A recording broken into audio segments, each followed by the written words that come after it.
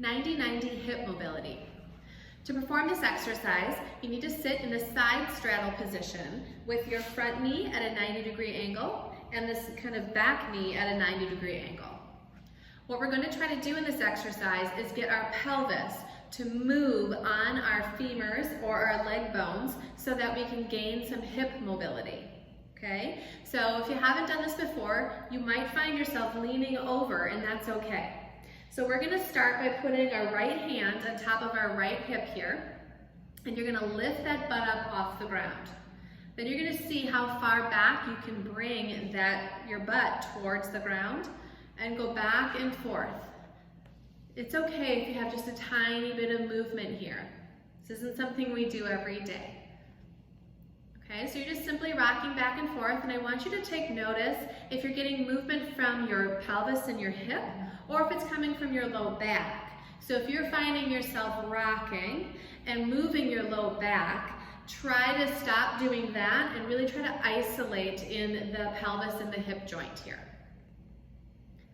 After doing that for about a minute or so, I'm going to have you add in a contract, relax exercise, okay? So you're going to take your right foot, press the inside of your ankle into the ground as you lift up that knee, holding for 5 seconds. And then you're going to alternate that with pushing the knee into the ground and lifting the foot up off the ground. Now you may have to lean forward in order to get that to clear the floor, and that's okay. And then repeat that with pressing the ankle, lifting the knee for 5 seconds, and then alternating back to lifting up the foot. And then you're going to come back to some more rocking. So that contract, relax method of tensing up those muscles around the joint can help give a little bit of tug there and help to further loosen it up so you can gain some more mobility in this position. Okay, now we have to do the other side. So to get there, I want to encourage you to try to move with rotation in your hips, okay? So you're going to lift both of your knees up and switch over. And you're going to repeat everything we just did on this side. So again, it is rocking your left butt away from the ground and back towards the floor.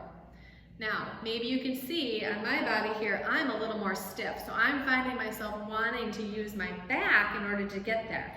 Don't do that. It's not going to help your hip at all. Just work with what you have and just try to isolate that pelvis. Now, it's very normal to feel almost a dull ache inside your hip joint and sometimes even down your leg when you're doing this exercise. That's okay. Don't push too hard into it. Just work with what you have.